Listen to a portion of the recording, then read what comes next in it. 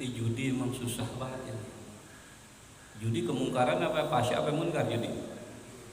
Kemungkaran. Ya.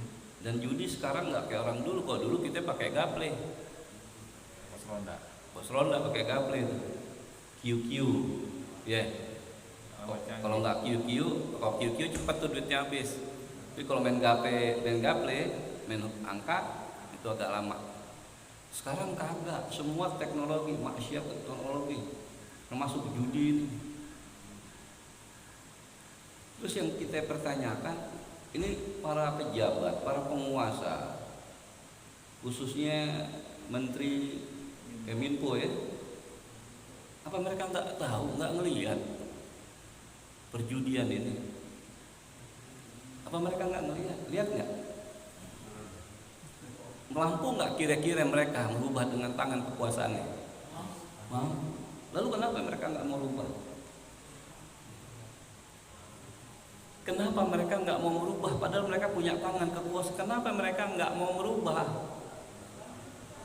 Jangan-jangan bahayanya gitu tuh kalau sudah umaro, pikirannya duit. Dia nggak lihat bagaimana efek dampaknya kerusakan anak bangsa, akhlak, moral, etika anak bangsa bejat. Dia nggak pikirin. Dia nggak mikirin dia punya anak, dia punya cucu, dia punya saudara. Betul nggak? Nanti kalau udah terjadi anaknya atau cucunya terlibat judi slot, punya utang miliaran, ditagih orang tuanya kaget pingsan, habis jual rumah karena judi slot. Anda juga kagak ngerti dengar-dengarnya gimana sih itu judi slot. Itu lagi rame di kalangan anak-anak kita loh, anak muda loh. Ini bandar kurang ajar. Bandar kurang ajar, dia udah ngeraup keuntungan material, dan dia merusak akhlak, moral, etika anak bangsa. Itu bandarnya itu. Yang satu dikasih menang dulu, ulur. Menang sekali, tapi kalahnya berkali-kali nggak sadar. Benar kata Bang Haji Orama, Bang Haji Orama itu yang namanya judi apa? Dia menjanjikan. Dia kan ada lagunya sampai tuh judi, sampai semangat Bang Haji Orama menjanjikan kemenangan, teriak judi.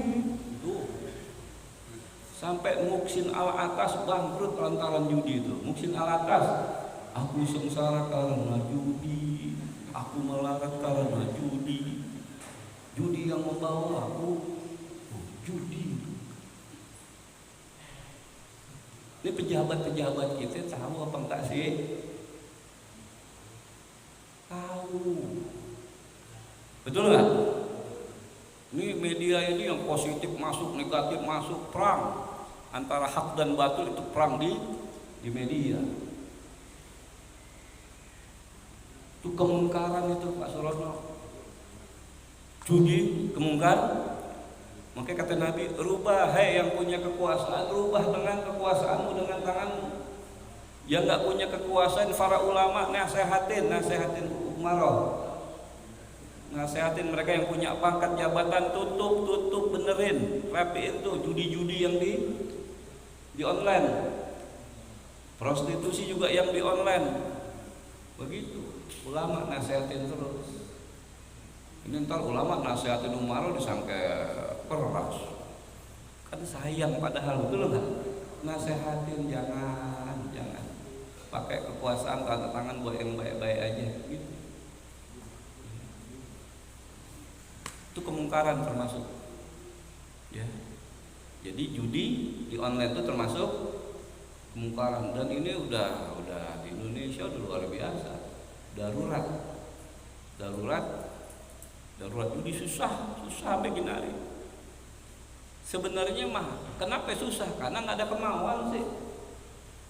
Betul nggak? Nggak ada kemauan. Coba kalau dia punya kemauan kuat, pokoknya Indonesia harus bersih dari perjudian, bagus mah tuh. Ini negeri Indonesia ini kita doain aja mudah pemimpin yang ke depan ini benar-benar gitu kan. Bukan hanya ngurus fisik pembangunan aja, tapi juga bangun moralnya. Ya, pokoknya di Indonesia nggak ada perjudian. Kalau ada coba-coba orang mau berjudi, mau merusak perjudian, maka hukumannya berat. Cakep nggak kayak gitu tuh?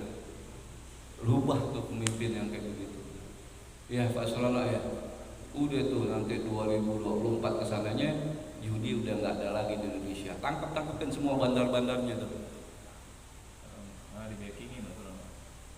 Ya, pokoknya pejabat-pejabat yang membackingi perjudian, pejabat pecat, penjarain, pecat, penjarain. Gimana itu? Cakep nggak tuh? Nah, itu kita begitu kita dukung. Ya.